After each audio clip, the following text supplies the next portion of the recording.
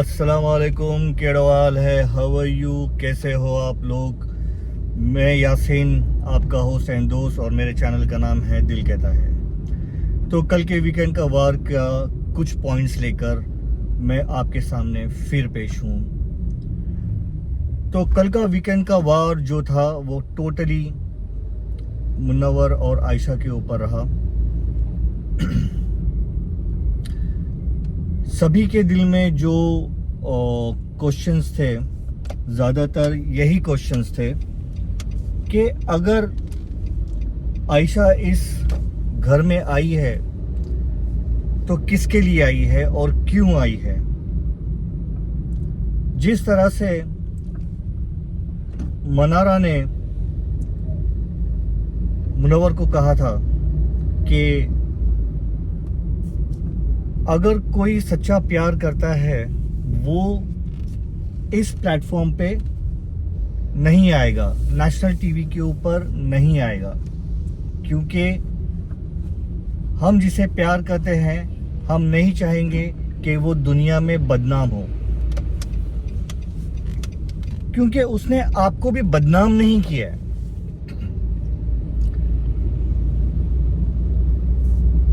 जितना नाम उसने नाजिला का लिया उतना नाम आपका लिया नहीं था। और सब में बड़ी बात, सलमान खान ने आयशा को डायरेक्टली पूछा कि आप दोनों एक दूसरे के साथ में कमिटेड हो या नहीं, डू यू लव हिम और नॉट। तो उसने सीधा सीधा कहा कि मैं कमिटेड नहीं हूं और मैं मुनव्वर फारूकी से प्यार भी नहीं करती हूं। तो अगर आप कमिटेड नहीं हो, आप उसे प्यार नहीं करते, तो फिर सॉरी किस बात की।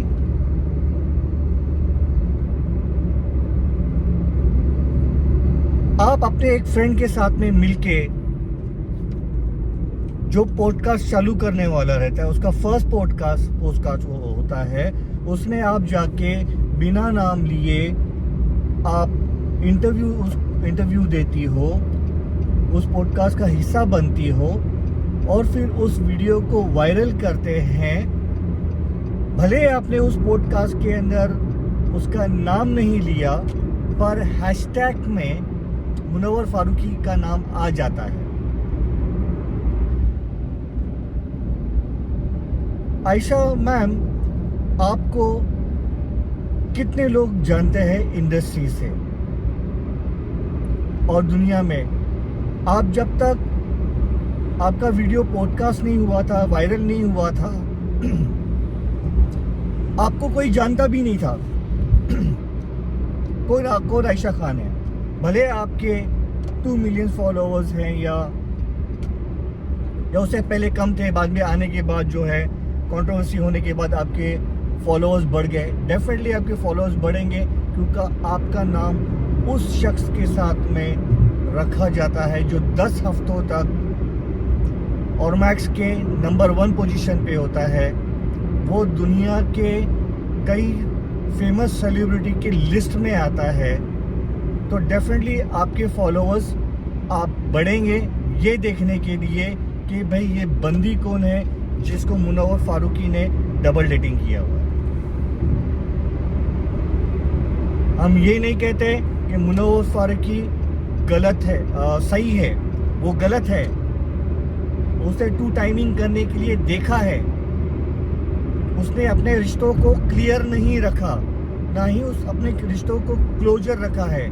वो जब से आप आई है वो टोटली कंफ्यूज था कि क्या करूं। वो अपने गिल्ट में था कि भाई मैंने इस बंदी को हर्ट किया हूं तो मैं इसको इस घर में कंफर्टेबल रखूं और जितना हो सके मैं उसकी हेल्प कर सकूं, उसको कंफर्ट दे सकूं। और आप जो है उसके सामने अच्छी बनती थी और बाहर जाके दूसरों के सामने उसकी बुराइयां करती थी। जब आपको उसके साथ में रिश्ता नहीं रखना था तो आप सीधे सीधे बोल देती कि प्लीज मुझे आपकी सॉरी मिल गई है और मुझे आपकी शक्ल नहीं देखनी, मेरे पास आप नहीं आइए, मुझे आपके साथ में कोई रिश्ता नहीं रखना। पर आपने वो काम नहीं किया, बल्कि अगर वो आपसे चिकनी चुपड़ी बातें कर रहा था तो आप उसके लिए फीलिंग पैदा करने लगी, और फिर उसको भी उस तरह से आपने ट्रीट करना चालू किया कि उसे भी लगे कि आपको भी उसके लिए फीलिंग्स है। तो गलती दोनों की है, तो सजा एक जन को क्यों भुगतना पड़े। जिस तरह से मुनव्वर फारूकी की बदनामी हुई है, आपने एक पल के लिए भी ये नहीं सोचा कि मैं जो कदम उठा रही हूँ और एक नेशनल टीवी पे जाके उसको एक्सपोज कर रही हूँ, तो कहीं ना कहीं मैं भी एक्सपोज हो सकती हूँ, मेरा भी नाम खराब हो सकता है, मेरा भी करियर खराब हो सकता है, और मुझे भी कई सारे हेट्स मिल सकते हैं। कितने लोग जो मुनव्वर फारूकी के अगेंस्ट होंगे, जो उनके हेटर्स होंगे, वो आपके उसके अगेंस्ट होंगे, तो उससे कहीं ज्यादा उसको प्यार करने वाले भी यहाँ पर है। उसी तरह से जितने आपको हेट करने वाले होंगे, उसी तरह से आपको भी प्यार करने वाले काफी लोग हैं।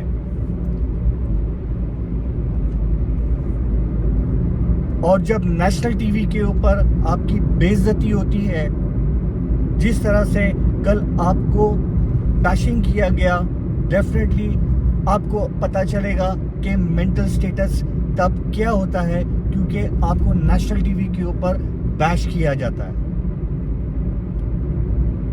ये मेकर्स की गलती नहीं है। मेकर्स वो तो अपना प्रॉफिट और अपनी टीआरपी लेने के लिए वो लोग किसी भी हद तक जा सकते हैं, जो इस टाइम बिग बॉस में हुआ, क्योंकि टीआरपी लेने के लिए बिग बॉस की टीम काफी हद तक नीचे गिर गई है।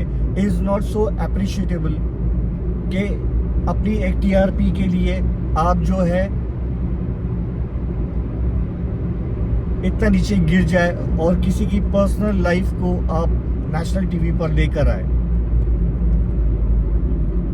सलमान साहब, अभिषेक कैसा भी हो, कुछ भी हो, पर वो जिस लेवल पे आयशा और चिंटू जाके पोक करते हैं, उस लेवल तक वो पोक नहीं करता। वो गुस्से में कुछ भी बोल लेता है, पर वो उस तरह से पोक नहीं करता। इवन हम लोग जब ये शो देखते रहते हैं और आयशा और चिंटू जिस हिसाब से वो पोक करते हैं, तो हमें घर में बैठकर गुस्सा आता है कि ये किस लेवल पे जाके उस बंदे को पोक करते हैं कि उसे उसके आंख में से आंसू आते हैं। मुझे तो अभिषेक और आयशा के माँ बाप का भी बुरा लगता है जब वो लोग नेशनल टीवी के ऊपर इस तरह से झगड़ते रहते हैं और उनको बीच में लेकर आते हैं। ये सही बात नहीं है।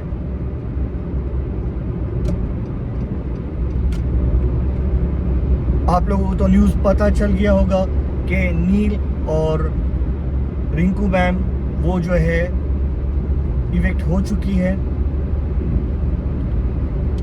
अनुराग दोबाल और घर वालों के बीच में भी झगड़ा हो गया है।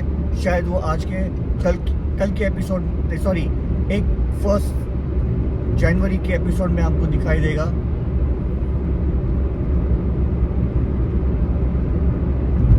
अंकिता लोखंडे डेफिनेटली उसके वो काफी इमोशनल बंदी है।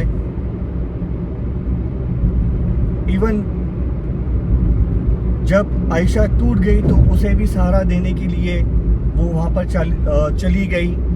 She is mother of she is a mother in the big boss house. वो हर एक को जाके संभालती है। भले उस सामने से वो थोड़ा सा किसी के अगेंस्ट में जाके बोल देती है, मुनव्वर के अगेंस्ट में जाके बोल देती है, आयशा के अगेंस्ट में जाके बोल देती है, मनारा के अगेंस्ट में जाके बोल देती है। पर जब कोई बंदा टूट जाता है, रोता है, तो वो वहां जाके उसे कंसोल भी करती है, उसे हक करती है और उसे हौसला देने की कोशिश करती है। She is very beautiful heart person.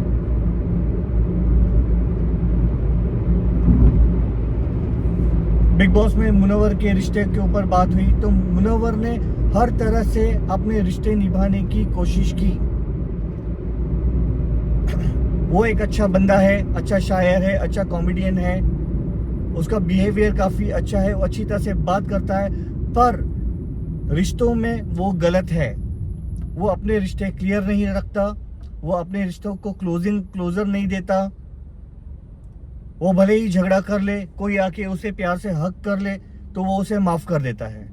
Vicky भैया जैसा, जिसने उसके ऊपर इतने कठोर तरीके से अदालत का जो ये था टास्क था, उसने उससे बात की और फिर उसे आगे उसने गले लगा लिया और उस प्यार से बात किया तो उससे भी प्यार से बात करने लगा, हंस बोल के बात करने लगा। अनुराग भैया को लगा कि भाई ऐसा कैसा मुनव्वर हंस सकता है जब उसकी बंदी जो है वो डिप्रेशन में आकर गिर गई, फेंट हो गई, उसका बीपी लो हो गया, वो हॉस्पिटल में जा चुकी है। भाई जब कल मुनव्वर कैटेगरी में खड़ा था और वो डिप्रेस था, रो रहा था, तो वो बंदी जाके कैमरे के सामने बिग बॉस को थैंक कह रही है, उसको कह रही है कि मैं ओ कर रही हूँ, जाके वो हंस रही है और खुश हो रही है। तो इस बंदे को आज जो क्लियरिटी मिली बिग बॉस में आयशा के लिए, तो उसके सर के ऊपर जो डिप्रेशन था, जो भी टेंशन थी, वो डेफिनेटली थोड़ी सी कम हो गई रहेगी। तो बंदा थोड़ा सा रिलैक्स हो जाता है और थोड़ा हंस भी लेता है। पर फिर भी वो कह रहा है कि भाई मैं ऐसा ही हूँ, मेरे गम के अंदर जब मैं गमगीन भी होता हूँ तो मैं हंसकर उसे भुलाने की कोशिश करता हूँ। अगर तुम मेरे साथ में बैठोगे तो तुम मुझे जानोगे। तो जब तक आपको उसको जानते नहीं हो तब तक तो आप किसी के बारे में बोल नहीं सकते हो कि वो किसको क्या फील करता है। और शायद अनुराग डोभाल भी उस जगह पे सही है, क्योंकि जो आदमी देखता है उसे वो बिलीव करता है। तो हम अनुराग डोभाल को कुछ ये नहीं कहेंगे। उस बंदे ने अपनी एक फीलिंग और अपना एक एक्सप्रेशन जो है वो उसने कहा, अपना बताया कि भाई मैं इस तरह से फील कर सकता हूँ, और किसी के एक्सप्रेशन को गलत कहना गलत बात है। तो खैर कहीं कहीं पे सलमान खान बहुत अच्छे दिखे, उन्होंने अच्छी तरह से कल का एपिसोड मुद्दे रखे और उसको सॉल्व किया, सिवाय चिंटू और ईशा के। और बिग बॉस आप सबको टोकते हो, सब कुछ करते हो, जब किसी भी बात के ऊपर जब सलमान खान किसी को बैश करते होगे, ये करते होगे, और बीच बीच में मनारा बोल रही है तो क्यों उसे रोका नहीं जाता? और हर एक क्वेश्चंस के ऊपर, हर एक सीन के ऊपर आपको मनारा के एक्सप्रेशन क्यों दिखाने हैं?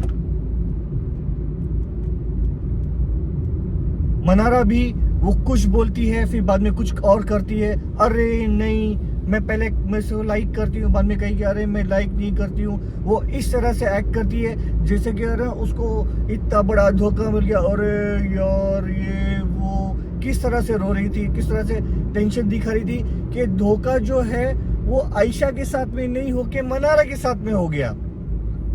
वो इस तरह से एक्ट कर रही थी। भाई ये क्या है?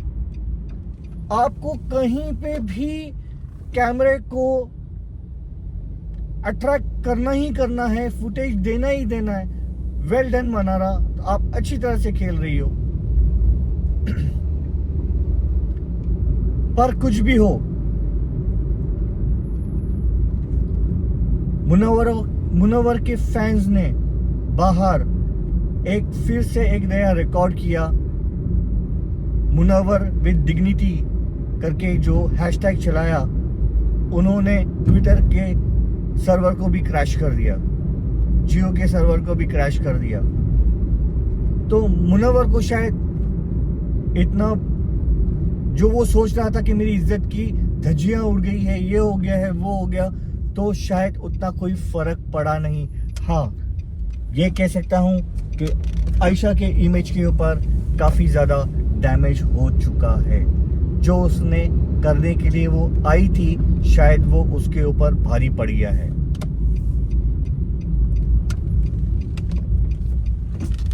तो दोस्तों मेरा ऑफिस आ चुका है।